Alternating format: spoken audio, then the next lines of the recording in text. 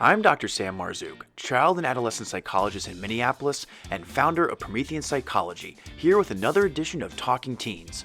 Practical, no-nonsense, evidence-based tips for parents, caregivers, and anyone else who works with teens. Today, we're going to talk about the two words that every teen hates to hear. You're grounded. And trust me, I heard these two words a lot as a teen. I'm going to discuss the truth about grounding as a consequence in terms of whether it actually works and how to actually make it work. Does grounding even work? That's probably the most common question I get from parents about grounding. Well, the answer is yes and no. Grounding certainly can work, but I'm going to argue that the way grounding is most often used today with teens doesn't really lead to any long-term benefit for you or your teen. Anytime I talk about the idea of grounding with parents or teens, I always ask the parent, what are you trying to achieve with grounding? I almost always get something along the lines of, I want to teach them a lesson. I want them to learn a lesson.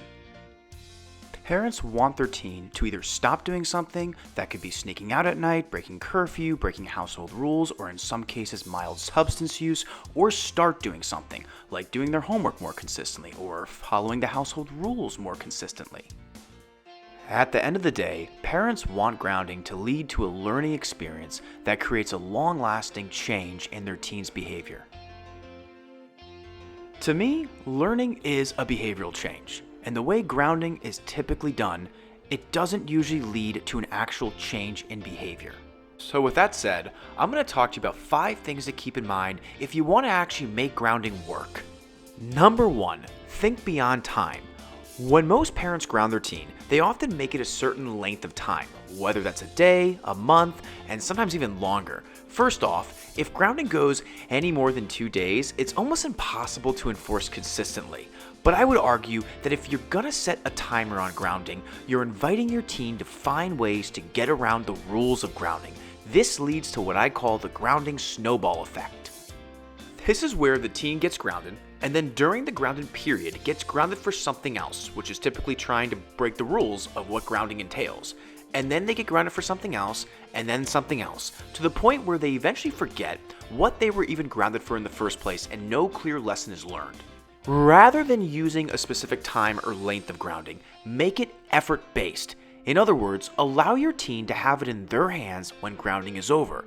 Whether this be a list of chores or something else, make the end of grounding contingent on something or some things your teen has to do. Number 2, you just can't expect your teen to change after grounding them one time. We have to keep in mind that this is going to take repetition, and repetition for a change in behavior to actually occur. Age matters. So grounding typically works best for younger teens. Grounding teens who are older and have access to a car is going to be near impossible to enforce. And honestly, it likely becomes more of a punishment for the parent than it does for the teen.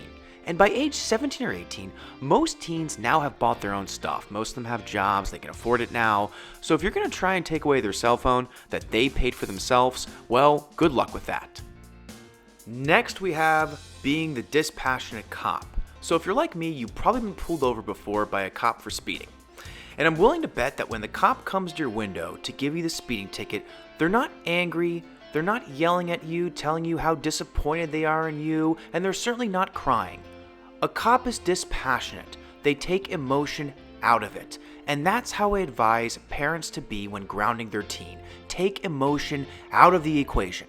And finally, and probably most importantly, grounding should only be used secondary to positive reinforcement. In other words, look for, acknowledge them for, and reward them for good behavior anytime you see it.